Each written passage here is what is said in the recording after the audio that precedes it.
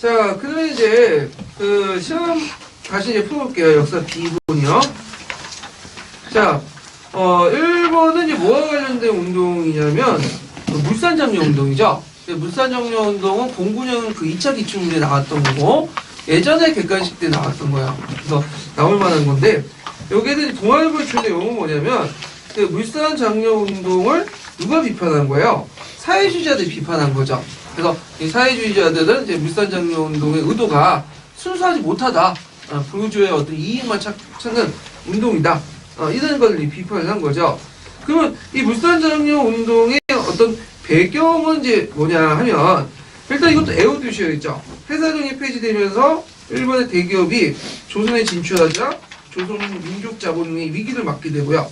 특히 이제 이게 결정적인 건데 간세가 폐지됐죠. 일본하고 조선 간에 이제 그 부과된 간세가 1923년에 폐지됐는데 주류와 면직률을 제한 간세가 폐지됐는데 그때 23년 이전에는 그 일본이 외국의 눈치를 보는 서양 열강의 눈치를 보기 때문에 간세를 철폐를 못했어요. 근데 이때부터 간세가 철폐되면서 이제 어떻게 돼요? 일본의 값싼 좋은 물건들이 들어오게 되니까 타격을 받게 되는 거죠. 자, 그래갖고 이제 이게 이제 두 가지 배경 꼭 외워두시고요. 자, 그러면 이 운동의 의의는 뭐냐? 자, 민족 경제의 자립을 통해 근대적 발전을 추구하고 민족 의식을 높이는 데 큰 이바지를 했다. 이것도 외워두세요. 네. 요거 의의 쓰면 쓸 것 같은데 막상 또 못 쓰거든요. 예. 그 다음에 한계를 쓰는데 한계는 이제 여기에도 단서를 줬죠. 그래서 그 신자치계급으로 자기가 그에 대신하려고 한다. 그래서 일본 자본주의 대신에 일제 대신에 그 민족 자본들이 그 민중을 착취하려고 한다. 왜냐 그 측면에 쓰면 자 이 사람들이 우리나라 물건 쓰자 국산품 쓰자 하면 그만큼 물건은 뭐예요? 많이 찍어낼 수 있는 생산 시설이 있어야 되잖아. 근데 생산 시설을 갖추지 않은 상태에서 뭐냐면 국산품 예약만 내세우고 그 운동에 따라 많이 이제 수요가 늘어나는데 그거 뭐예요? 국산품 딸리고 그럼 뭐예요? 물가만 뛰는 거죠. 그래서 서민들의 그 고통을 가중시켰다. 그리고 이들이 또 이제 여기는 좀 관련 없지만 정치적인 측면에서 볼 때 이들이 대다수가 뭘 했다? 친일파로 빠졌다는 거죠. 네, 이런 것들. 물론 이제 물산 장려 운동 했던 사람이 다 친일파다 이렇게 말하기는 어렵지만 상당수가 그렇게 했다는 거예요. 네. 그래서 이제 그때 이제 물산 장려 운동 과정에서 조선민흥회라는 단체가 등장했죠. 이 조선민흥회는 좀 특징이 뭐냐면 물산 장려 운동은 타협적 민족주의 경향이 강하죠. 근데 이 조선민흥회는 비타협적 민족주의 경향이 강해요. 네. 그래서 나중에 민흥회에 서울파 공상주의 계열 애들이 많이 참여했기 때문에 그 우파 입장, 그러니까 민족주의 입장에서 그 사회주의를 수용하는 어떤 배경이 됐고 이것이 이제 어디와 연결되어 있죠? 신간회와 연결되어 있죠. 네. 신간회와 정오의 선언과 함께 이제 신간회와 연결되는 어떤 배경이 되는 단체였다. 이런 것만 좀 기억을 해두시면 될 것 같아요. 그다음에 예전에 또 물산장려 운동하고 이제 또 관련돼서 나왔던 것이 뭐냐면 흐름이죠. 그래갖고 이제 그 물산장려 흐름에서 타협적 민족주의와 비타협적 민족주의라는 흐름이 이제 나오는데 타협적 민족주의는 생산 증식론을 내세웠고요. 그다음 비타협적 민족주의는 10페이지에 있어요. 뭘 내세웠죠? 소상품 장려론을 내세웠죠. 둘 간의 차이점도 좀 기억을 해두시면 될 것 같아요. 예. 자, 그 다음에 2번을 보죠. 2번은 어디서 많이 본 그 만화죠. 그 만화인데 제가 그리고 싶은데 제가 그 눈이 안 돼요. 그래갖고 이거 하나 컷도 딱 문제 만들었어요. 근데 거기 그 한국사 능력검증 시험 문제 보니까 그 만화로 되는 게 많더라고요. 그래서 나중에 보너스 문제 때 한번 또 관련된 걸 또 발췌해가지고 집어넣어 볼게요. 근데 요번에 이제 시험 문제 보니까 만화로 된 그 문제들이 많이 나오더라고요. 그러니까 수능이나 한국사 능력이 좀 영향을 받았는지. 자, 근데 별 내용은 없어요. 만화로 됐다고 해도. 자, 여기 보면 이제 가가 해체된 이유를 구체적으로 써보고, 그리고 나에 대한 조선공사대 비판 내용을 2가지로 서술해 보시오. 그리고 기획과 대입했던 문제점 3가지를 말해보고, 자원합작위원회가 활동이 중지됐던 요인을 2가지 기수해 보시오. 이렇게 했는데, 일단 이제 가가 들어갈 말이 뭘 들어가야죠? 가는 미소공동위원회죠. 그래서 이제 그 좌우 친원칙에 관련된 내용 중에 3강의 결정문에 민주주의 임시정부 수립, 후예주의 뭘? 미소공동의 속개, 유상매입, 무상배분 내원 토지개혁. 이거는 저희 모스크바 삼성의 부분이 아니라 좌우 친원칙 관련된 예, 좌우 친원칙을 반포했다 이렇게 있는데, 자 여기에서 이제 해체된 이유 두 번에 거쳐서 했죠. 1946년, 1947년 1차, 2차. 왜 해체됐어요? 동일하죠? 뭐죠? 임시정부, 한국 임시정부에 누구 참여시킬 것이냐 입장 차이죠. 그래갖고 이제 그 당시 미국은 뭐냐? 다 참여시키자. 근데 소련은 반탁은 제외하자. 반탁은 주로 어떤 계열이요? 민족주의 계열이죠. 두 간의 입장 차이 때문에 결국 합의를 보지 못하고 해체되고 말죠. 이거 예전에 기출문제 나왔던 03년 기출문제. 그래서 그걸 암기해 두시고요. 그 다음에 두 번째로는 이제 그 문제가 뭐냐? 자, 나에 대한 그 조선공산 비판 내용을 쓰시오. 자, 여기에도 이제 그 좌우 친원칙에 대해서 비판 내용을 쓰시면 되는데, 좌우 친원칙은 누가 들어와서 만든 거예요? 중도 좌파와 중도 우파. 그러니까 이제 그 극우파 극자는 배제된 상태에서 한 거죠. 그래서 극자를 대표하는 사람들이 되게 어떤 사람? 박헌영. 그 다음에 극우를 대표하는 사람은 이승만, 김구, 이런 계열들이죠. 그래서 이제 거기에 참여했던 대표적인 그 좌우 친원칙에 참여했던 사람들은, 좌우 협작위원회에 참여했던 사람은 김규식이나 여운형. 그래서 우리가 여운형하고 이제 박헌영을 한 문구로 이렇게 묶지만 실제로 그 안에는 차이가 있어요. 여운형과 박헌영이 사이가 그렇게 좋은 게 아니야. 자, 뭐 하여튼 그렇게 본데, 자, 그러면 여기에서 이제 조선공산당 비판, 조선공산당은 박헌영의 비판이라고 보시면 돼요. 자, 이 사람이 이제 뭘 비판했냐? 자, 이때 이제 그 뭐냐면 모스크바 삼상을 총체적으로 지지하지 않았다. 부분적 지지만 했다는 거죠. 요게 이제 볼 수 있는 게 이제 그 좌우합작 친원칙 중에 내용 중에 여기 보면 모스크바 삼상의 내용 중에 뭘 뺐죠 지금? 신탁회의는 뺐어. 안 들어가 있죠? 뭐만 들어가 있어요? 그 삼상의 개최 부분하고 임시정부 구성하고 관련돼. 그래서 신탁은 그 우리 측에 이제 너무 반대를 했기 때문에 빼버린 거죠. 예. 그래서 요런 내용들이 비판받고, 두 번째로는 토지의 유상몰수를 반대하죠. 왜냐하면 현실성이 없다는 거죠. 국가 재정도 그리고 그래서 이제 이런 것도 있고, 그래서 이제 있고 입법기구 참여를 반대를 해요. 입법기구 참여. 예. 그래서 그 당시 미국의 그 하지가 그 당시 자원합작위원회에 너네 그 자원합작 운동하는 애들 입법기구를 이제 만들어줄 테니까 참여해라 했더니, 그거 가지고 이제 중도 우파에서 오케이. 근데 중도 좌파는 반대했죠. 그래서 이제 그 결국에는 자원합작위원회가 이제 그 뭐냐 참여해서 결정했는데, 그때 박헌영이 입장 올 때는 이거는 벌 소용이 없다는 거야. 결국에는 최종 비준권 누가 갖고 있어요? 하지가 거부해버리면 이제 소용없다는 거죠. 그래서 이제 이런 것들에 대한 어떤 인식 차이. 그리고 거꾸로 구구파들은 또 반대요.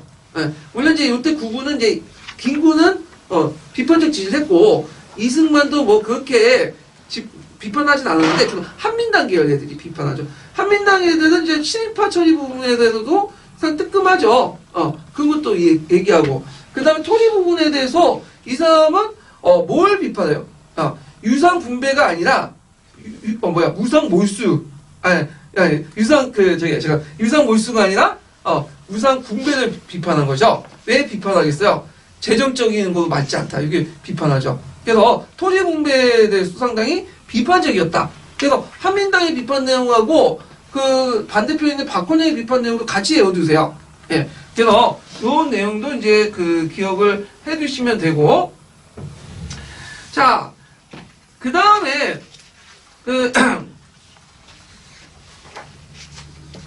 자, 그러면 이제 그 자원합작위원회가 중지됐던 요인 두 가지를 기술해 보시오.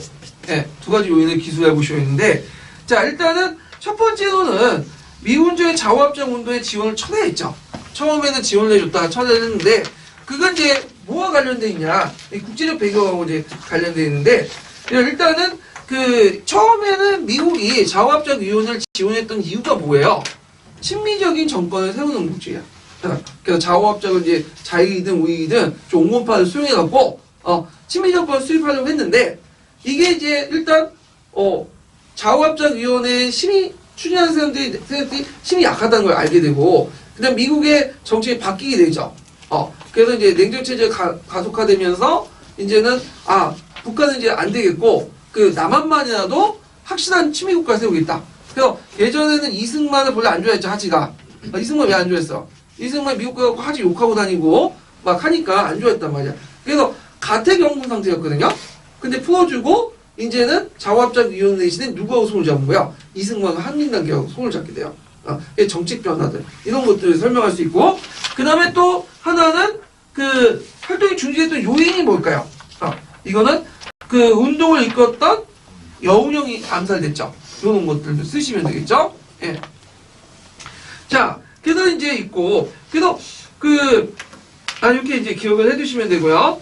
자, 그래서 자원합작위원회에 관련된 부분들, 자원합작 운동은 시험 문제 나올 수 있기 때문에 꼭 기억을 해두세요. 예, 올해 시험 문제 나왔죠. 그래서 제가 10페이지와 11페이지 내용들을 정리를 했어요. 그래서 자원합작 치돈칙 관련된 내용도 한번 쭉 보시고, 자원합작 치돈칙에도 좀 눈여볼 게 뭐냐면 토지개혁 관련된 부분 있죠? 이 부분 좀 기억을 해서. 1번과 2번은 이제 자의칙의 위전을 좀 들어줬고, 3번 같은 경우에는 토지개혁에 좀 볼 게 뭐냐면, 거기에 이제 그 무상분배, 유상몰수, 이렇게 되어 있죠? 근데 유상몰수도 유조건 몰수와 체감매상이 있어요. 거기 체감매상이라는 내용을 좀 아시는데, 체감매상은 대지주의 토지를 매수할 때는 좀 낮은 가격으로 매수를 하고, 그 다음에 중소지주의 토지를 몰수할 때는 좀 높은 가격으로 몰수하는, 그러니까 몰수 가격을 달리한다는 거야. 근데 이제 이거에 상당히 타협적으로 이제 한 거거든요. 그러니까 이것이 극자 극우의 반발을 불러일으켜. 일단은 아까 얘기했죠. 한민당은 뭐가 불만이 있어요? 이 사람들은. 예? 농민들에게 토지를 무상으로 분배하는. 그러니까 재정적으로 문제 때문에 안 된다는 거지. 그 다음에 박헌영은 유상 몰수의 분배가 있는 거지. 유상 몰수. 북한처럼 그냥 무상 몰수해라. 그래가지고 이제 이런 것들이 토지 분배 관련 거는 자기가 우리를 적당하게 짜맞췄다. 이렇게 보시면 되고, 거기 입법기관과 관련된 부분 있죠? 참여 부분. 이거 누구 측의 의견을 받아든 거죠? 우리 측의 의견을 받아든 거예요. 예. 이렇게 해서 적당히 타협을 받다. 그 다음에 체육화 부분도 지금 당장 처벌하는 게 아니라 나중에 처벌하자는 거야. 나중에. 어느 정도 이제 안정화된 다음에 입법기관 만들고 거기에 이제 합법적인 절차를 만들어갖고 처벌하자. 근데 이게 박헌영이 별로 이거 반대한 거야. 아까 얘기는 안 했지만 박헌영 뭐죠? 즉각적으로 처벌하자는 거야. 그래서 이제 여운형과 박헌영 여기에서 인식자가 있는데, 여운형은 그 친일파를 처벌해도 거물권만 처벌하잖아요. 거물권만. 그리고 친일파도 지금 당장보다는 일단 권력 주변에 배제한 채 나중에 이제 합법적인 절차를 만들어갖고 처벌하자는 거고, 이에 대해 박헌영 같은 경우에는 조금이라도 치인하면 뭐죠? 잡아서 인민재판 열어갖고 총살시키자는 거죠. 어느 게 화끈해요? 박헌영이 화끈하죠? 예. 그래서 인식 차이가 있다. 이런 것 좀 기억을 해두시면 돼요. 그래서 여운형이 상당히 내가 보니까 좀 된 인물이에요. 뛰어난 인물이고, 그리고 국내에서 영향력을 강했던 인물이 김구나 이승만이 아니라 그 당시 영향력이 강했던 여운형이거든요. 예.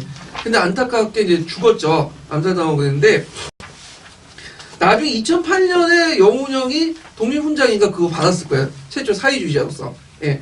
그래서 이제 이런 사람도 있다라는 걸 좀 기억을 해주고, 북한에서 여운형 좋아할까요?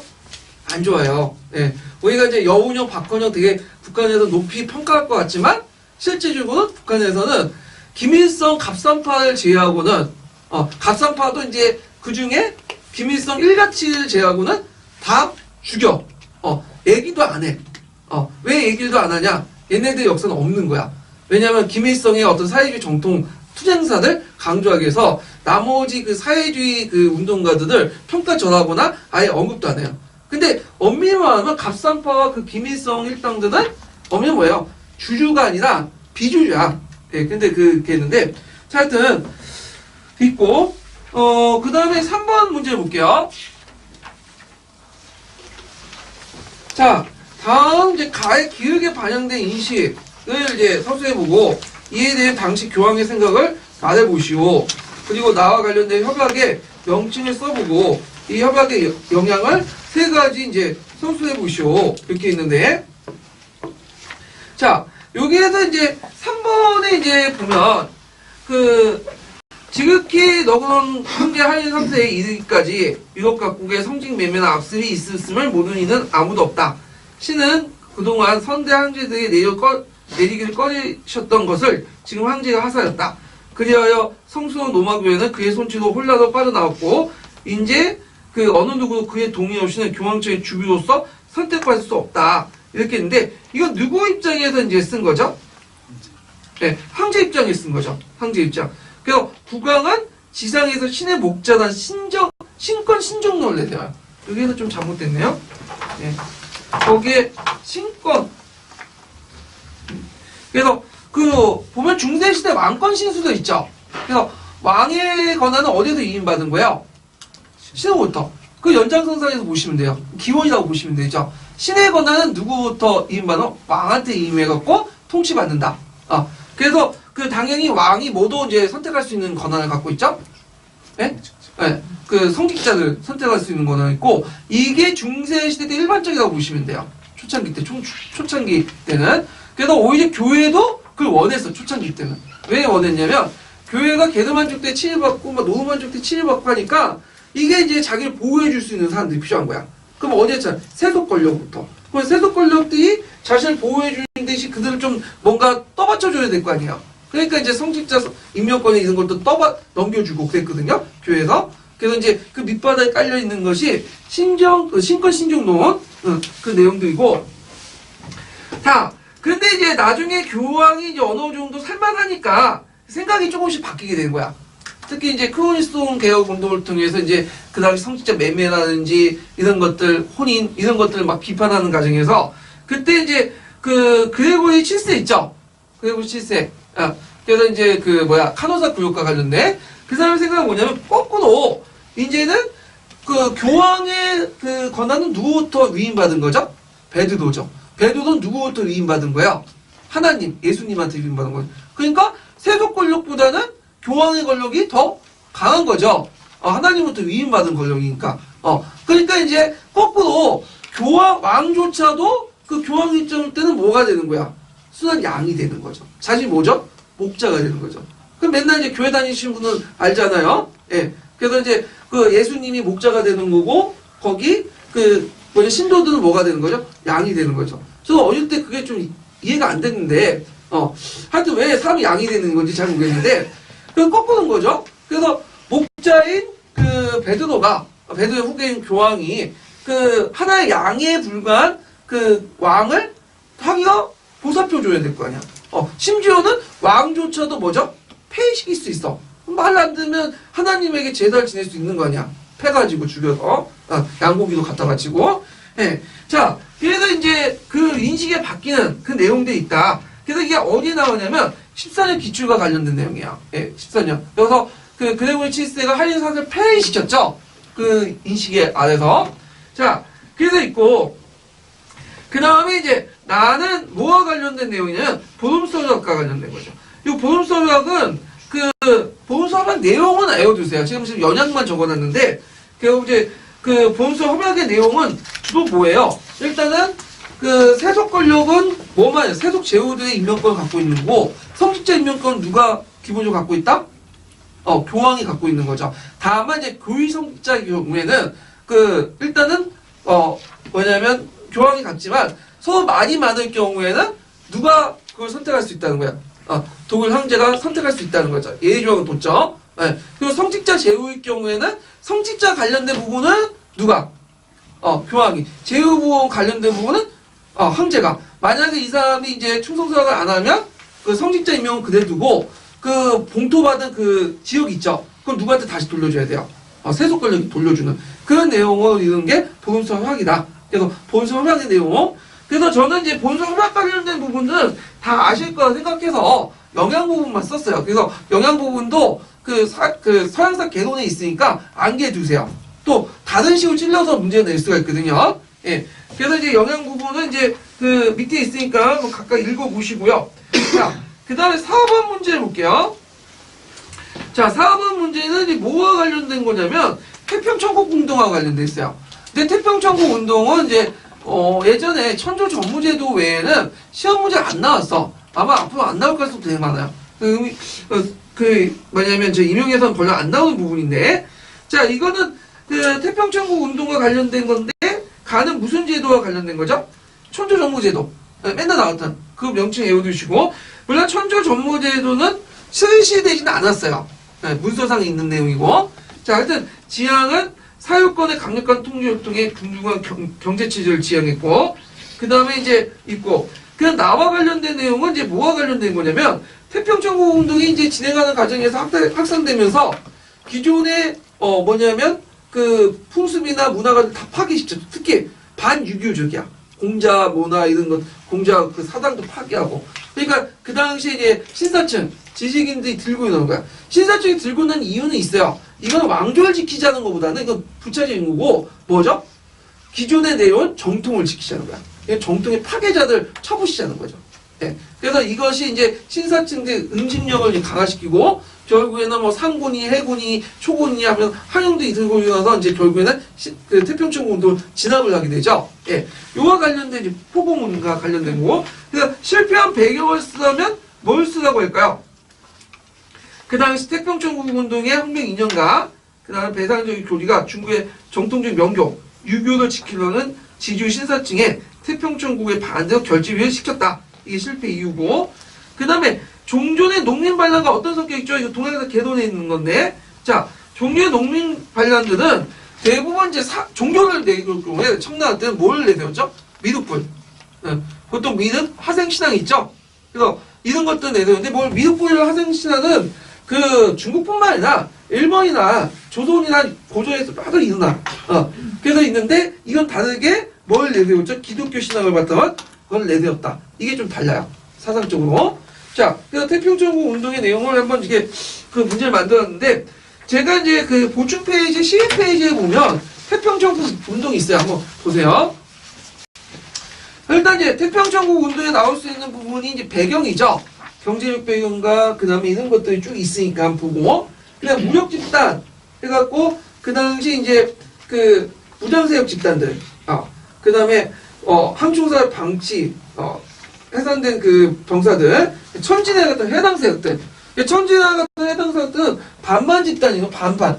그러니까 반만인데 뭐냐면 그 만주를 반대하는 세력들이에요. 네, 그런 것들 있고. 그 다음에 정치 사회적으로 보면 그 강서성을 비롯한 중국의 남부의 객과 본지인과의 대립인데, 객과는 여러분도 알다시피 어디에서 건너는 거야? 본지인이 아니라 어디죠? 외부부터 들어온 세력들이죠. 근데 지금처럼 우리나라는 땅이 좁잖아요. 그래서 뭐 경상도 사람이 뭐 저기 전라도 간다고 해서 뭐 눈에 띄는 거 없죠? 예. 그럼 눈에 띄긴 띄는데, 그렇게 이제 차별이 없는데, 그, 화북성에 있는 사람이 강동성 간다? 하고, 띄어. 왜? 말이 달라. 언어도 다르고, 문화도 다르고, 그죠? 일단 번역이 필요하죠. 예. 근데 한두 사람만 온 게 아니라, 여러 사람이 와요. 수십 명, 수백 명이 와요. 수백만 명이. 그러면 그 안에 본지인들과, 그 다음에 뭐죠? 외래인 간에 따로따로 살아. 그러니까 우리가 생각할 프랑스 연상하시면 돼요. 프랑스 보면 거기 그 프랑스의 북아프리카에 온 사람들 많잖아요. 아프리카로 따로 살잖아요. 그러니까 자기끼리 모여 살아. 그러니까 서로 동화가 안 돼. 그러면 어떻게 됐어요? 다툼이 일어나죠. 그래서 이 다툼을 뭐냐면 개투라고 하거든요. 동아시아 사회라고 하는데, 그런 다툼이 하면 처음에 말싸움이었다가 주먹싸움이었다가 심지어 무기 들고 싸워요. 그러면서 무장 집단들이 형성되는 거야. 그래서 이런 무장 집단을 바탕으로 해서 객과 통한 무장 집단을 바탕으로 해서 뭐가 일어나는 배상자회라는 단체가 결성되고, 이들이 봉기한 게 태평천국 운동이다. 이렇게 이제 보시면 되겠죠. 자, 그래서 이제 지도부는 홍수저, 뭐 풍옥산, 양수천 등등 있고요. 그 다음에 사사가 유교의 대동사사, 그 다음에 크리스토의 평등사사, 건세양 같은 경우에는 이제 그 뭐냐면 누구야? 홍수전이 과거 시험을 봤다가 서양 선교사들이 받은 팜플렛이 있어요. 그게 이제 건세양원이야. 2단이죠, 2단. 하여튼 있고, 그 다음에 토속정 일신교, 이게 신내림이라고 하죠. 신내림, 강동이라고 하는. 그래서 하나님, 예수님부터 신내를 내려봤어. 누가 이제 그 역할을 했냐면, 그 당시 이제 양수천이라는 사람이 있어요. 그 숙고시 출신인, 수술공명 출신 양수천이라는 사람이 그 역할을 했는데, 심지어 나중에 이걸 바탕으로 해갖고 홍수전의 권한을 능가하죠. 그래서 이제 나중에 홍수전이 이제 싸워서 일어나는 게 북경창변 같은 것도 일어나는 건데, 자, 이런 것들이 이제 정통 그 기독교 신앙과 완전 달라요. 이단이죠. 오늘날 이제 문제가 되는 그 뭐죠? 통일교? 그 다음에 요즘 박근혜 대통령 관련된 뭐죠? 신천지인가요? 예, 그런 것들. 저희 아버지도 그걸 믿고 있는데. 걱정이야. 아유. 매일 저한테 문자 보내요. 그래서 그 퇴직하시고 나서 할 일 없으신지 맨날 그 문자 보내고 그러는데, 근데 저는 종교 진영적인 인물이 아니라고 그런 것을 무시하긴 하는데, 이단이 무서워요. 하여튼, 예. 자, 하여튼 있고, 구호는 멸망응한 다 아시죠? 이 멸망응한은 어떤 계통이 들어가기 때문에 해당 계열이 많이 들어갔기 때문에 그런 거 좀 기억을 해두시고, 자, 천초전부제도 별표 쳐놓고 외워두셔야 되겠죠? 목적, 내용, 그 천초전부제는 단순히 토지제도뿐만 아니라 한간제도였고 지방행정조직하고 연결돼서. 근데 이 지방행정조직은 실시했어요. 토지제도 자체는 실시되진 않았지만 지방행정조직은 실시를 했고요. 그 다음에 그 개혁 내용은 보면 악습이 폐지되죠. 남녀평등, 토지균분, 병발금주에 상당히 의미가 있죠. 네, 병발은 뭘 상징하고 있죠? 만주족. 네. 근데 얘네는 뭐죠? 장발이야. 그러니까 머리 스타일을 보고 아는 거지. 얘는 만주족, 청란을 지지한 세력가. 그 다음에 장발하면 개기는 거죠. 예, 이런 걸 이제 볼 수가 있고. 그 다음에 한중기에 보면 홍인간이라는 인물이 나와요. 이게 이제 홍인간은 이제 태평천국 운동 말기 때 지도자인데, 거기에 이제 자정신편이라는 책이 있거든요. 요거 좀 한번, 파악을 해주세요. 자, 그 다음에 뒤에 넘어가서, 실패 요인은 이제 북경참변, 청량참변이네요. 제가 말을 잘못했어요. 제가 청량참변. 북경참변은 이제, 공칭왕과 선태하고가 손을 잡고 이제 일어난 거고, 그 북경정변이라고 하는, 예. 그 청경참변이죠. 청경은 오늘날 난경이에요, 난경. 예. 그래서 이제 네 분이 일어나갖고, 이제, 됐고, 그 다음에 구세력의 재평선과 반격, 아까 심해 유교문화 반대 때문에 일어난 거죠. 그 다음 외세 청조지원, 상승군, 이런 것들 이제 좀 기억하고. 영양 관련된 내용도 외워두세요. 서구의 기독교 사상을 바탕으로 했고, 민주혁명의 선구가 되었고, 모태통이나 군사편지에 큰 영향을 줬고요. 그 다음에 군벌기원의 어떤 형성이 되죠. 예. 그런 것들 좀 기억을 해주시고, 거기에 1번 보면, 운동신학과적 신사층은 간직과 군비징수권. 요 군비징수권은 좀 별표 쳐놓으세요. 뭐와 관련돼 있죠? 이금. 예전에 한번 시험 문제 나왔죠? 예. 이금징수와 관련됐죠? 그래서 이금은 정근대 시대 때 뭐예요? 일종의 통행세예요. 통행세. 예. 그래서 요 내용들 좀 기억을 해두시면 될 것 같아요. 자, 그 다음에 이제 5번 문제 볼게요.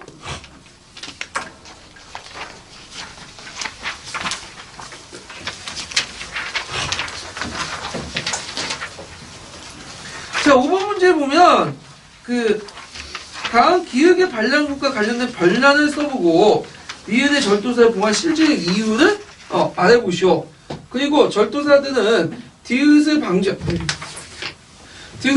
위해 어떤 조치를 취했는지 두 가지 해보고, 그 다음에 이제, 변진의 수많은, 군대를 유지할 수 있었던 배경을, 두 가지도, 써보시오. 이렇게 있는데, 여기 보면 이제 보면 숙종이 이강필 등에게 그대를 토벌하게 했는데 그 병사들은 9족들 군대라고 불렸다. 한참 뒤에 이 반란군이 완전히 괴멸됐으며 이렇게 했죠. 요 문제는 이제 요번에 나왔던 기준을 좀 약간 관련된 주제를 빼왔는데 기억의 반란군과 관련된 건 뭐죠? 변란은? 안사해난. 네, 안사해난 쉽죠? 그 다음에 요게 큰 공을 세워 제와 왕위에 봉했던 자도 모두 절도사였다. 이건 뭐냐면 그 당시 이제 안사해난이 진압하는 과정에서 당나라 군대가 약했어요. 그래서 이제 어떤 식으로 이제 보강을 했냐면 위군호족 같은 외국 군대 끌어들이고 그 다음에 안사해난 때 이제 거기 참여했던 절도사 중에 항복한 사람도 있죠. 그 애들을 죽이지 않고 그대로 그 세력으로 통합을 했어. 그리고 이 세력들 또 뭐냐면 하복삼진 같은 절도사에 임명을 해버린 거야. 이게 이제 나중에 이것이 당나라의 큰 우환이 된 거죠. 요걸 얘기한 거야. 그래서 여기에도 이제 쓴 것은 어떤 조치는 당은 반란의 잔존세력을 소멸시킨 군사력이 없어서 이들과 타협해서 항복한 장수를 뭘로 임명했다? 절도사로 임명했다 이렇게 쓰시면 돼요. 특히 대표적인 것이 하복삼진, 반칙지지 있죠? 이걸 절도사로 임명했고, 자, 그 다음에 여기 보면 이제 있고, 그 다음에 디귿을 방지하기 위해서 방진의 병사들 방지하면서 절도사를 쫓아내고, 절도사 힘이 세면 반란이 있겠다. 이 방진보다는 변진하고 보죠, 변진.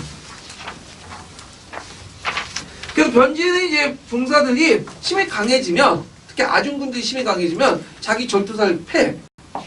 그래서 이 절도사들이 이제 겁을 먹으니까 안 되겠다 해가지고 그 당시 가병을 조직하죠. 그래서 아버지, 아들, 가부좌에 연결된 가병을 이제 조직을 하고, 그 다음 절도사들이 사제를 터서 장병대에 베풀거나 조정에 추천해 중앙의 간직을 얻어두는 등 군대를 한심히 샀다. 그러면 그 군대가 유지되려면 돈이 있어야 되죠.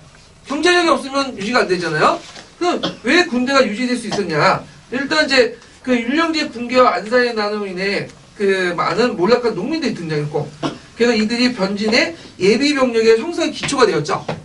그러니까 오늘날 IS라고 보시면 돼요. IS들 왜 이렇게 학대돼요? 중동 지역에 가보면 일자리가 없거든, 젊은이들에게. 일자리를 누가 제공해 주는 거죠? IS가 제공해 주잖아. 그래서 이런 거와 연결시켜서 보시면 되고, 아까 이제 경제력 같은 경우는 누가 제공해 줬다?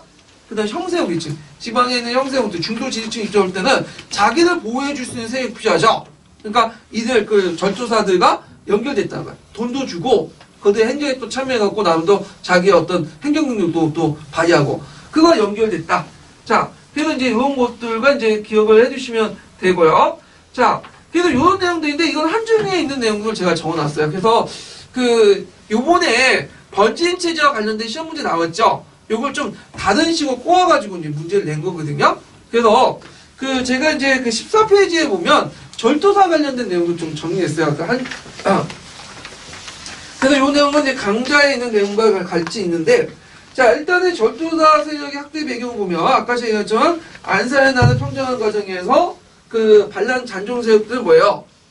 그대로 흡수 통합을 했다는 거. 그리고 요때 이제 안사에 난 이후에는 예전에는 안사에 이전까지 외지 변진이라고 했고, 주로 뭐예요? 외진이라고 해갖고 이제 주로 국경 밖에만 설치해놨죠. 근데 요때부터 내지 변진기라고 해갖고 안까지, 심지어 강남까지 설치돼.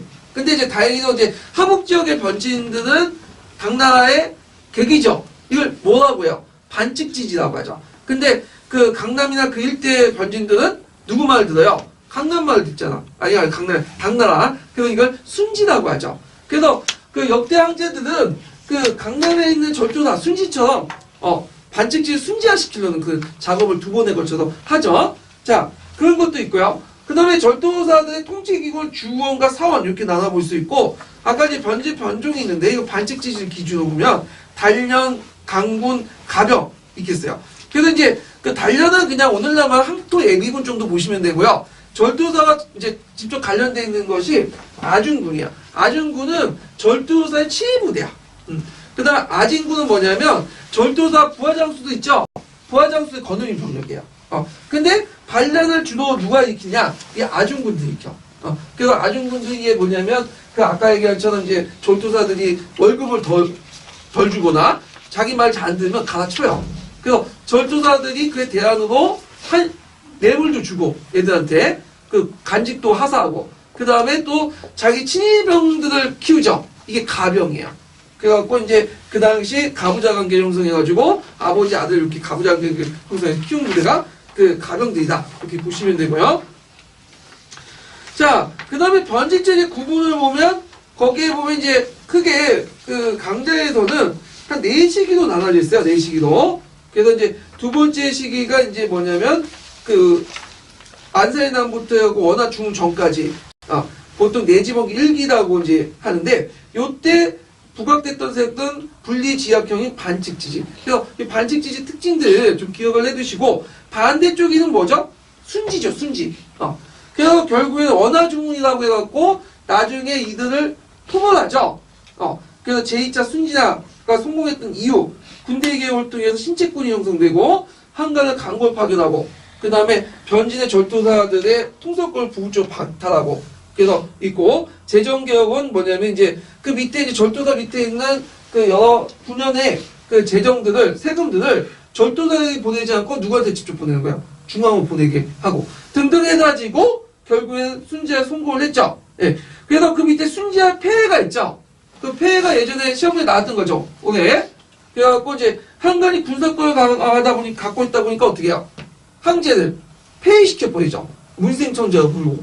그 다음에 문제가 됐던 진봉 요구. 진봉은 그 원래는 중앙에 올리는 세금인데 그 당시 번진에 있는 전투사들이 남는 세금을 올려야 돼요. 남는 세금을. 근데 강군으로 왔던 이제 그 뭐냐면 한간들 눈치를 보고 등등 해갖고 그래갖고 그 남는 세금뿐만 아니라 군대 월급을 깎아가지고 아예 안 주거나 그걸 해갖고 올리는 거야.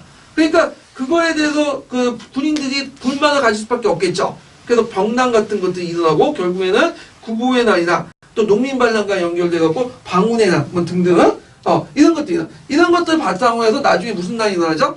항소의 날이 일어나죠. 네, 이런 것들 쭉 쓰시면 돼요. 네, 그래서 요번에 이제 시험 문제 나왔던 걸 니은 그 다음에 기근 이렇게 나왔다 이렇게 좀 보시면 되고요. 자, 그 다음에 이제 넘어가서 이제 그 보면 6번 문제 볼게요. 6번 모기가 많죠, 여기요. 아직까지 모기가 그 왜 이렇게 활동하는지 모르겠어요, 여기는. 잠잘 시간인데 애들이.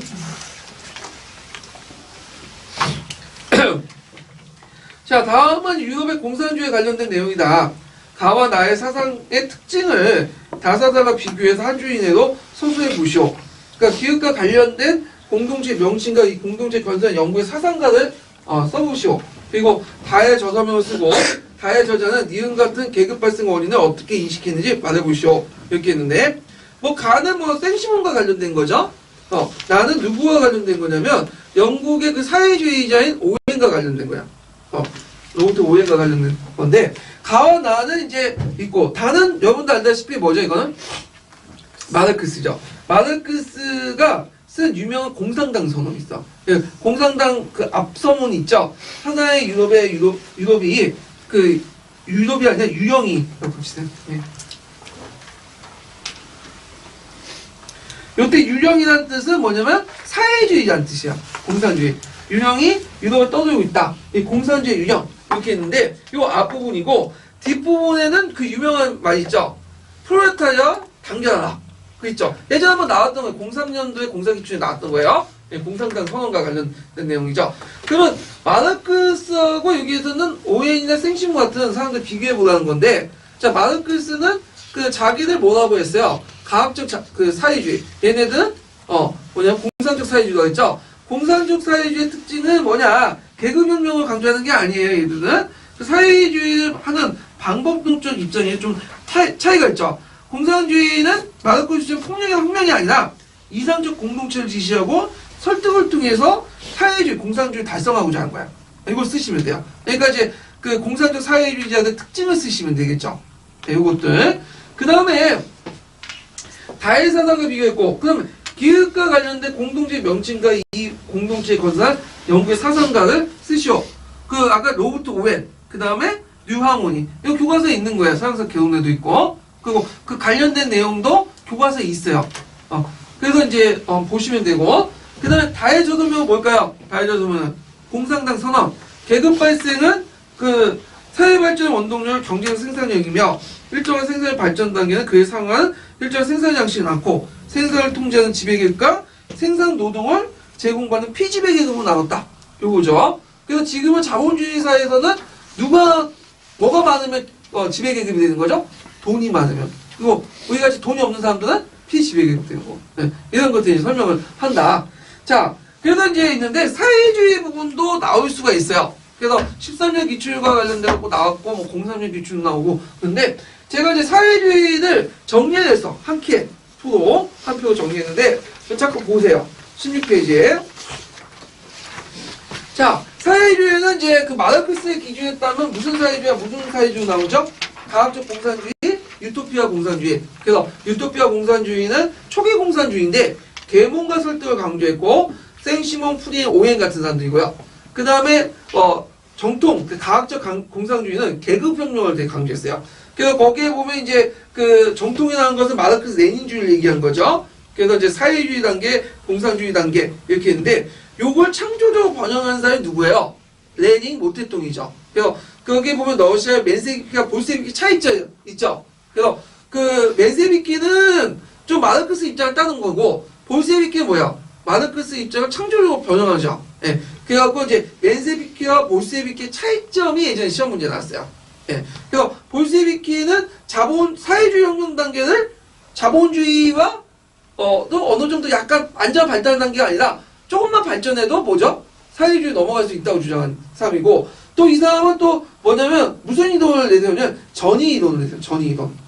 그래서 이제 혁명가가 노동자를 이끌어내야 된다. 뭐 이렇게 이제 주장을 했던 거고, 모택동도 비슷한데 모택동은 차이점이 뭐냐면 혁명 주체에서 요때 누가 되냐? 농민이죠. 노동자가 아니라.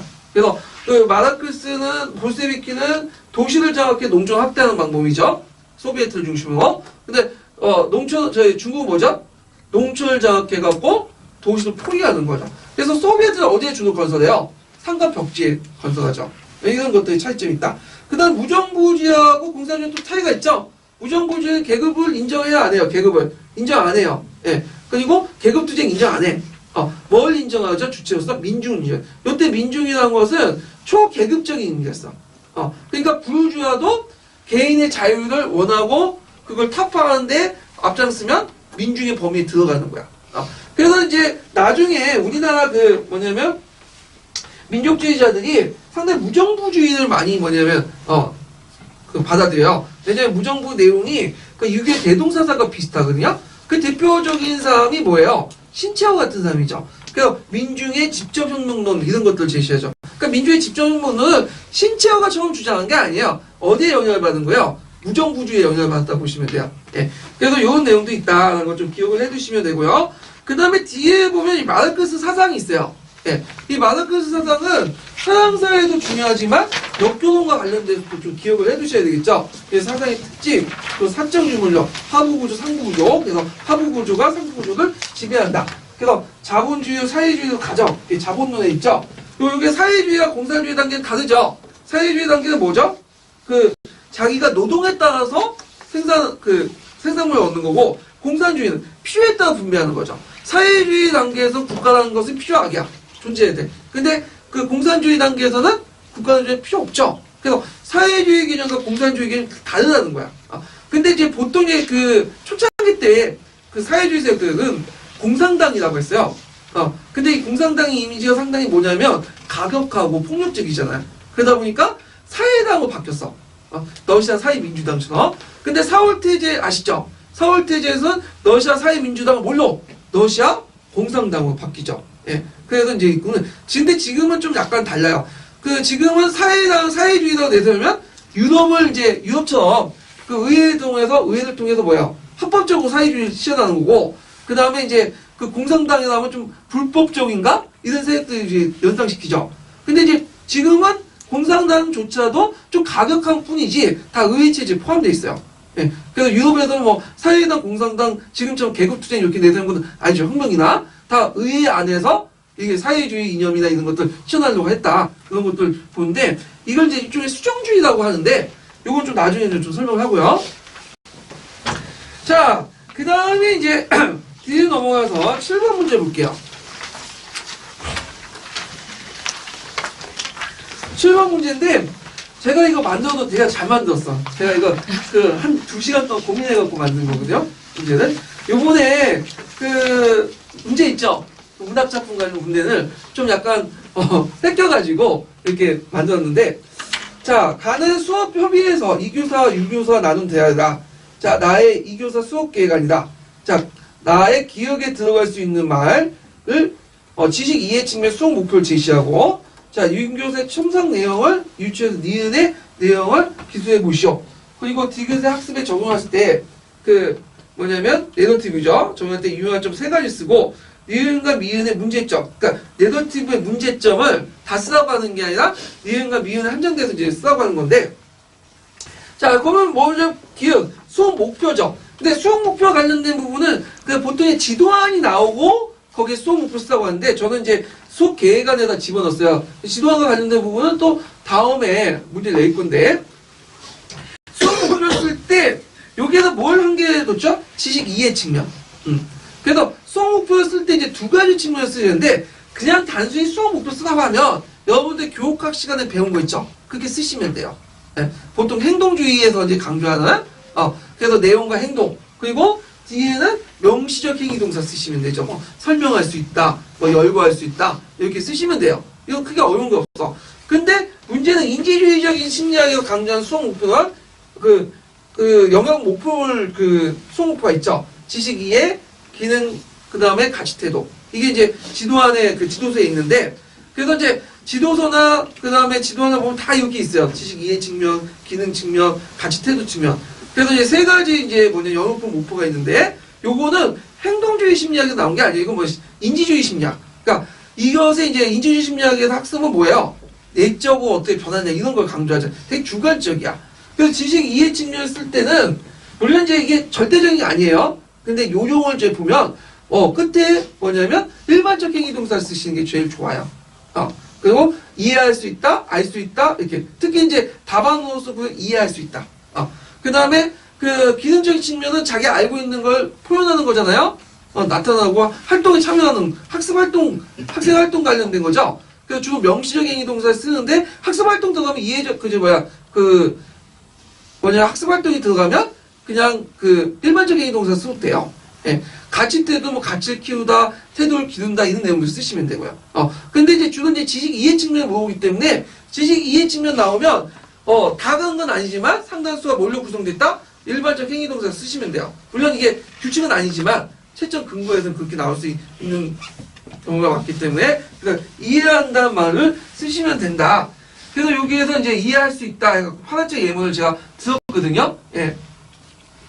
그 다음에 요게 윤교사의 첨삭 내용을 유추해서 니은의 내용을 쓰시오 이렇게 했는데 자 여기에서 이제 첨삭 내용은 뭐예요? 지금 이교부의 시에 대해서 들어가기 전 설명하기 전에 애들에게 문학작품의 배경이 된 역사식이나 작품에 등장한 사건이나 상황에 대한 사전학습을 하는 게 효율적이죠. 그래서 문학작품의 고유할 점의 그 세 가지 중에 한 가지 적어놓은 거야. 요번에는 뭐가 나온 거야? 사실을, 허구와 사실을 지적할 필요가 있다. 요번에 나왔죠? 유의점 중에. 그래서 요거와 관련돼서 제가 문제를 냈고, 그 다음에 이제 유용한 점은 뭐의 유용한 점이야? 내러티브의 유용한 점. 그래서 이거는 그냥 외워주시면 돼요. 거기에 이제 파란책이나 남색책에 있는 내용들. 그래서 내러티브는 아동에게 문화적으로 친숙할 뿐만 아니라 역사가들이 흔히 사용하는 수단이며 역사학습의 고유한 개념들이 다른 시대 장소, 사람들에 대한 이해가 가능하다. 하고 세네 가지가 있는데 외워두시면 되고요. 그 다음에 내러티브 나오면 꼭 나오는 문제점이 있죠. 이데올로기 측면, 우미견자 역사학습 증도 요런 문제. 그래서 이데올로기 측면에서는 이제 특정 문화나 집단에서 중요도에 따라 사건을 수행하는 요구에서 비롯돼서 필연적으로 합법성, 정당성 같은 권위의 관점에 부합된다. 이런 것들. 그러니까 영화 300에 그런 것들이 문제 나오죠. 영화 300에 보면 페르시아는 악의 제국이고 그 다음에 아테나 스파르타는 선이죠. 그래서 결국 선과 악이 싸워가지고 선이 이겼다. 그래서 유럽의 민주주의가 아시아의 낙후한 전제주의 이겼다. 오늘날 뭐의 관점? 도덕적 관점, 이데올로기 관점이 포함되어 있는 거죠. 이런 것들이 이제 연결되어 있고 그 다음에 이제 거기 파란책에 보면 거기 무미건조한 역사학원 학생의 모습 같은 경우에는 역사 상상력의 중요성을 제거하는 것이라고 줄곧 비난 무미건조한 역사의 정신적 모습. 그래서 역사적 상상이 제거되어 있다. 이런 것들인데 또 한편으로는 또 너무 고치시켰다는 말이 또 나와요. 문제가 있다. 상상력을 고치시켜서 역사 사실과 구분 못하겠다. 근데 이거는 다른 편에서 이제 각각 비판한 거야. 요거는 뭐야? 문학적 내러티브와 역사적 내러티브가 두 가지 있죠. 어느 칩니까? 역사적 내러티브. 그 다음에 상상력 고치시켜가지고 사실과 구별 못하게 한다. 그건 뭐죠? 문학적 내러티브. 그래서 이런 것도 있다는 걸 좀 기억을 해두시면 되고요. 그래서 제가 보충책 페이지에 문학 작품의 활용과 유용한 점도 나왔죠? 그러니까 외워두세요. 두 개 정도 외워두시고 그 다음에 뒤에 유의점도 이번에 나왔죠. 유의점이 두 문제 나왔어. 그래갖고 이제 역사 소수의 내용을 학생이 그대로 역사 사실을 받아들이지 않도록 하고 이게 시험 문제 나왔던 거지 이번에. 두 번째 내가 낸 거는 이제 밑에 역사 소수의 배경이 되는 역사 사건이나 상황에 대해 사전학습함으로써 작품에 대한 학생의 이해를 형성해 준다. 요 부분들이 이제 있고요. 요 사료 부분은 어디에다 냈냐면 첨삭 내용 있죠? 요 부분은 파란 책에 있는 예문들에서 냈어요. 요거는요. 그 다음에 뒤에 넘어가서 8번 문제 볼게요. 8번 문제.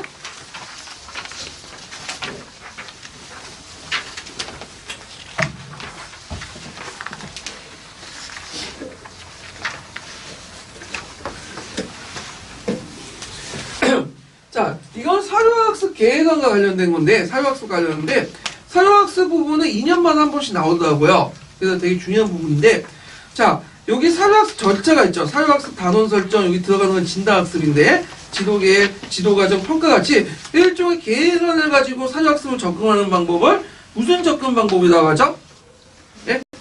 단원 접근 방법이라고 하죠? 이거 기출문제 2번이나 나왔어요. 노란책에 나와 있는 건데, 자, 그래서 단원 접근 방법하고 분산적 접근 방법을 좀 파악할 필요가 있어요. 잠깐, 그 보충 페이지 18페이지 펴보세요. 자, 분산적 접근 방법은 본시 수업 과정에서 필요할 때마다 하는 거야, 수시로. 그래서 사료를 이제 활용하는 방법인데, 그래서 이제 우리가 이제 성종 때, 고조 성종 때 하면, 뭘 하죠? 신문 28조. 예. 그 다음에 이제 강종 때는 태조 때는 뭐죠? 훈육 10조. 이렇게. 자, 근데 단원 접근 방법은 요와 마찬가지로 지도한 어떤 이제 사료학습 단원을 만들어가지고 한 두세 번 거쳐갖고 하는 거야. 그러니까 특정한 지도한 수업 모형이 필요하죠. 예. 그래서 이제 있다는 거. 그래서 단원 접근 방법의 내용과 의미, 명칭 좀 기억을 해두시면 되고요. 자, 그 다음에 사료학습 단계가 이것도 2번이나 나왔어요. 2번이나 09년하고 이게 01년인가 이렇게 나왔을 거예요. 노란책에 있는 건데, 자, 1단계, 2단계, 3단계, 4단계, 5단계 있는데, 시험 문제 2번 나온 단계는 어디냐면, 진단검사예요, 진단검사. 네. 그래서 진단검사에서 뭘 할 것이냐, 간신도, 흥미도, 기존 학습도, 학습 능력, 욕구도 이런 것도 축소해야 돼요. 네. 그 다음에 여기에도 있고, 그럼 일반적으로 자료비의 사료학습의 방법을 통해서 학습을 할 수 있는 거 3가지가 뭐냐, 요거는 파란책에 있어요. 그래서 그 파란책에 이제 뭐라고 나와 있냐면, 그 당시 학습자가 이제 할 수 있는 거는 과거의 기록에서 역사적 사실을 확인할 수 있고요. 내용에 대한 학습을 통해 당시의 사회상을 재구성할 수 있고, 그 다음에 역사적 의미를 부여할 수 있다. 요 3가지 쓰시면 되고요. 그 다음에 여기에서 이제 또 본 게 뭐냐면 유형점 쓰라고 했죠. 근데 유형점 쓸 때 다 쓰는 게 아니라 뭘 바탕으로 유형점 쓰는 거죠? 사료 B. 자, 이 사료 B에 있는 예문은 어디에 있냐면 파란책에 있어요. 파란책에. 그럼 파란책과 관련된 그 장점 부분이 한 3가지가 나와 있는데 3가지 다 쓰는 게 아니라, 자, 여기에서는 지금 사료가 주어져 있죠. 사료가 주어져 있고 그 사료에 대해서 지금 계속 질문을 하고 있잖아. 질문. 그래서 요걸 통해서 이제 알 수 있는 것은 장점 중에 뭘 써야 되냐. 자, 요거는 이제 역사적 사료 또는 과거에 대한 질문을 자극하고 해답을 제공해 준 걸 알게 된다. 그래서 역사적을 직접 접하고 다른 해석하는 과정을 통해 학생들은 사회의 중요성을 인식하고 사료가 역사의 의문점이자 출발점이라는 걸 알게 된다. 종착점이라는 걸 알게 된다. 이걸 쓰셔야 돼요. 파란책에 있는 내용이고요. 그래서 이제 사료학습의 장점 부분을 관련된 내용이 이제 19페이지에 있거든요. 되게 많아요. 노란책도 있고, 파란책도 있고, 그 녹색책도 있는데, 그 중에 이제 그 내용 중에 이와 관련된 내용들이 이제, 있다는 걸 좀 기억을 해 두시면 되고, 그래서 이제 이게 관련된 내용이 디귿과의 장점 중에 디귿. 예. 자, 그 다음에, 여기 또 이제 문제가 뭐냐면, 자, 사료 성정 시에 기준이 있죠. 그래서 이제 이 기준이 목표성, 가치 및 증빙성, 정확성 이렇게 있는데, 요거는 이제 어디에 있는 내용이냐면 그 당시 이제 그 노란책에 있는 내용. 예. 예전에 기출 나문제 나왔어요. 그 선택하는 거. 예. 그래서 노란책에 있는 것들 썼다. 예. 그래서 이제 그 내용 참조해 주시고요. 그래서 제가 노란책에서 사료학습 부분을 많이 냈어요. 왜냐면 그 예전에 나왔던 그 기출 중에 노란책에서 나오거든요. 그래서 사료학습 부분은 노란책에서 좀 보시는 것도 괜찮을 것 같아. 노란책 부분도. 그러면 지금 난 노란책 없다. 그 한 문제 맞히기 위해서 어떻게 또 안 나올 수도 있는 문제를 위해서 노란책 사기 싫다. 그러신 분들은 제가 이제 기출문제 분석한 내용이 있어요. 거기에 노란책 내용 그대로 이제 실어놓고 정리해놨거든요. 그거 이제 참조해 주시는 것도 괜찮을 것 같아요. 자, 그 다음에 여기 보면 있고, 그 다음에 이제 가단계가 목표, 이거 아까쯤 했으니까 넘어가고요. 예. 그 다음에 이제 있고, 뒤에 넘어서 보너스 문제를 이제 볼게요.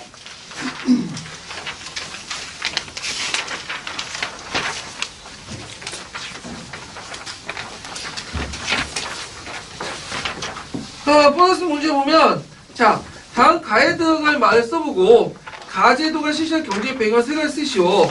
자, 여러 비용을 해서 동사를 바친 특성을 모두 합쳐 한 가지 조목을 만들고, 밭의 넓이에 따라 은으로 징수하여 간첩을 바뀐다. 이거는 이제, 잘못하면 그 지정원제 생각할 수 있지만, 일조편법이에요. 일조편법. 예. 그래서 일조편법, 명실록에 나와 있는 거죠. 예. 그래서 이제 있고, 배경은 일조편법의 내용을 쓰시면 되죠. 배경을. 그래서 은경제 보고 및 침투, 복잡한 부역징수 체계를 정비해서 징수의 효과와 민의 가중을 부담을 감수하고 대토시 사회 발전 뭐 등등등을 쭉 동계에 있는 내용들 좀 기록을 해주시면 돼요. 예, 이런 내용들. 자, 그 다음에 가와 나의 사료는 유럽 왕조의 그 두 가지 유형을 대표적인 사료이다. 가 왕조의 개국 구성을 바라보는 일반적 시각을 서술해보고 나의 절대 왕조의 성립 계기를 말해보시오. 그리고 나 왕조 이래로 위로부터 개혁만 가능했던 사회 경제적 배경을 쓰셔 있는데 가는 그 루이 14세가 말한 거죠. 예. 그래갖고 이거 나는 짐은 나의 짐이 곧 국가다. 자 이거는 뭐의 절대 왕조의 서유럽의 절대 왕조 유형이고 그다음 나는 이제 반 마키아벨리즘이라고 하고 후에는 2세가 말한 거야. 이거는 동유럽의 절대 왕정이죠. 예. 그래서 그러니까 서유럽의 절대 왕정을 바라보는 관점이 두 가지가 있거든요. 엥겔스의 그 개국 균형설과 그 다음에 봉건적 세력으로 구성되어 있다. 아니면 또 자본가 세력으로 구성되어 있다는데 이 세 가지 관점이네요. 그 중에 제일 일반적인 관점은 뭐냐면 엥겔스의 개국 균형설이에요. 그래서 개국 균형설 관점을 쓰시면 돼요. 봉건 세력과 근대 부유주의 세력들이 같이 균형을 이루었다. 이런 것들을 쓰시면 되고요. 근데 이제 그 동유럽 같은 경우에는 개국 균형설 관점이 안 되죠.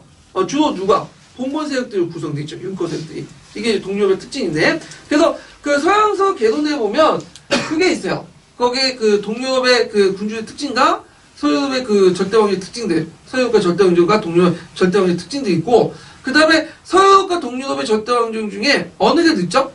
동유럽 있죠. 한 세기가 좀 늦어. 17세기 때. 그것도 자율적으로 형성된 것이 아니라 외부의 위협을 대처하기 위해서. 독일 같은 경우에는 스웨덴과 싸우는 과정에서 이 절대군주제가 성립됐다는 거. 그래서 동유럽의 특징과 서유럽의 특징, 예전에 객관식 기출문제 나왔고요. 그다음 절대왕조의 특징은 자주 나와. 요번에도 시험 문제 나왔죠? 절대왕조와 관련돼서 뭐가 나왔어요? 사상적인 측면에서. 왕권 시술이 나왔잖아요. 네, 이런 것들을 이제 보시면 된다. 자, 그래서 있고, 그 다음에 그 독일 같은 동유럽의 왕조도에서 위로부터 개혁이만 가능했던 사회경제 배경이 뭘까요? 부르주아 세력 같은 세력들이 성장했어야 안 돼요. 성장을 못했죠? 그래갖고 이제 그런 것들을 쓰시면 돼요. 그래서 주로 부르주아 같은 세력들이 성장하지 못하고 융코나 이런 세력들밖에 없기 때문에 밑으로부터 개혁은 불가능했다. 있는데 요거 답안이 없네. 제가 나중에 답안을 추가할게요. 이 부분은요. 예. 자, 그래서 사회경제 배경 이렇게 쓰시면 되고, 자, 그 다음에 이제 비변사죠. 비변사도 시험 문제 자주 나오는 그 테마예요. 그래서 주제인데, 자, 요거는 제가 여기 어디에서 이제 문제를 약간 베꼈냐면 천재교과서 거기에 보면 거기 그 형사평가가 정기평가가 있어. 거기에도 있거든요. 그래서 거기에서 좀 문제를 좀 아까 베꼈던 건데, 자. 비변사의 기능이 기역에서 디귿으로 변하게 된 배경을 말해보시오. 이렇게 했는데 여진족과 전쟁에서 이민시로 비변사 설치했는데 요거는 우리가 좀 알고 있는 거와 좀 다르죠. 원래 비변사가 설치된 것은 뭐였죠? 예? 삼포회단이죠. 예. 그래서 이제 나중에 울릉외변 때 상사가 됐잖아요. 외단과 관련된데 왜 갑자기 여진족이 나오냐? 근데 저도 이제 의심스러워 갖고 비변사 찾아봤어. 검색을 해봤고 네이버 검색하면 다 나와요. 거기. 그래서 한국 민족 대박가 사전이니까 그거 되게 자세히 되어 있는데 원래는 이제 우리가 알고 있는 삼포 외단 전부터 비변사라는 기구가 있었어요. 예. 그러다가 이제 뭐냐면 이게 제도화되기 시작한 게 삼포 외단이야. 임시로 제도화된 게. 그러다가 이제 을묘연 때 제도화 안저가 상설기구 제도화된 거죠. 그러니까 이미 예전부터 있었는데 교과서에서는 제도화된 그 시점만 얘기한 거야. 예. 명칭은 예전부터 있었다는 거죠. 예.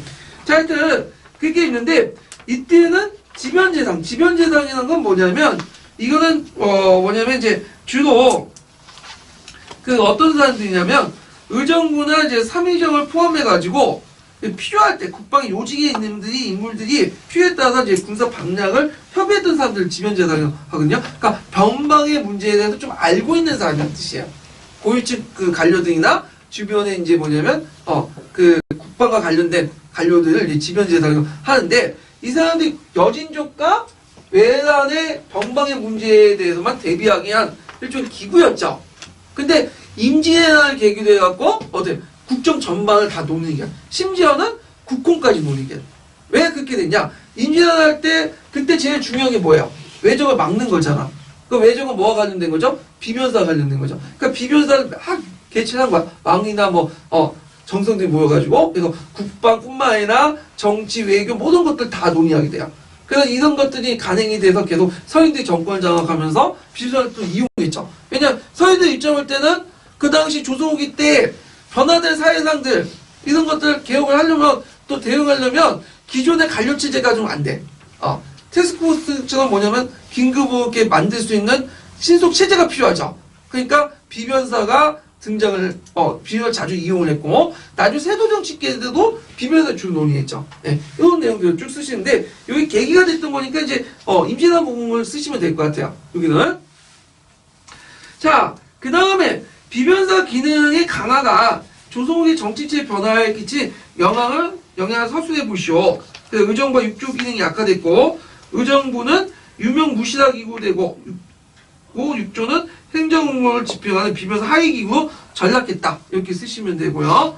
그 다음에 이제 니은의 의미는 아까 말했고, 그 다음에 자동적 비변사 예견단상이 담당했던 간직들은 공조판사를 제한 오조판사, 그 다음에 유수 중에 강화유수, 이렇게 쓰시면 되죠. 예.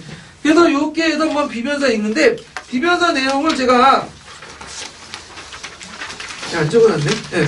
비변사 내용을 이제 한번 찾아가지고 정리 좀 해주세요. 비변사도 예전에 객관식 기출문제 때 시험 문제 나왔던 두세 번 더 나왔을 거예요. 이 부분이요. 그래서 이제 요거 중요한 거니까 기억을 해두시고요. 자, 그래갖고 이렇게 해서 이제 이번에 이제 4차 5일고사 다 풀었어요. 그래서 다음 주에는 5차와 6차 할 테니까 다음 주에 보기로 하죠. 네, 오늘 수고하셨습니다.